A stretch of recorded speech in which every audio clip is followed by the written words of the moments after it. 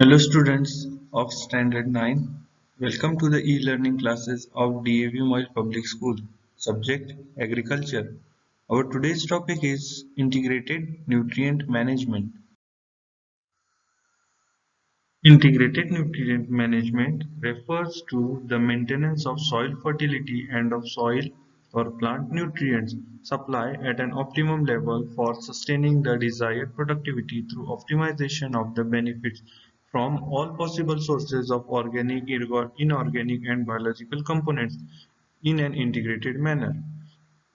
Integrated nutrient management concept has three components. First one is regulated nutrient supplies for optimum crop growth and higher productivity. Second one is improvement and maintenance of soil fertility. And the last one is zero adverse impact on agro, that is ecosystem quality by balanced fertilization of organic manures, inorganic fertilizers and bioinoculants.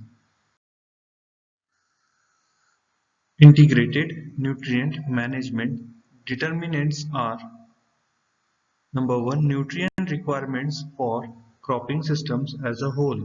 Second, soil fertility status and special management needs to overcome soil problems, if any. Number third, local availability of nutrient resources, that is organic, inorganic and biological sources. Number fourth, economic conditions of farmers and profitability of proposed IMN options. Social acceptability, ecological considerations, and the last one is impact on the environment. Advantages of integrated nutrient managements, like first, enhance the availability of applied as well as native soil nutrients.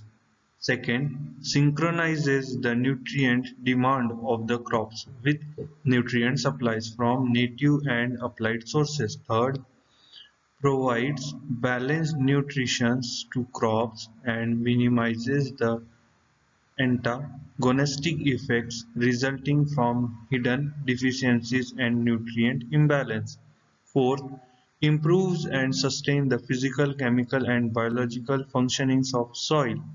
Fourth, minimizes the deterioration of soil, water and ecosystem by promoting carbon sequestrations, reducing nutrient losses to ground and surface water bodies and to atmosphere. Integrated nutrient management components are: first one is soil source, mobilizing unavailable nutrients and to use appropriate crop varieties, cultural practices and cropping systems.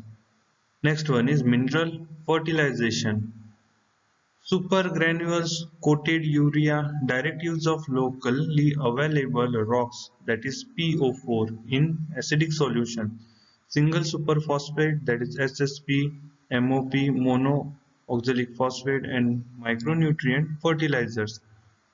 Next one is organic sources, byproducts of farming and allied industries, FYM dropping crop waste, residues, sewage, sludge, industrial wastage. And the last one is biological sources, use of biofertilizers, that is microbial inoculants substitute for 15 to 40 kg nitrogen per hectare.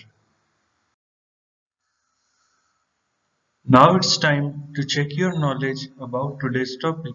Here are some questions as your assignment. I hope you understand today's topic. We again meet with new video. Till then, stay at home, be safe, be happy.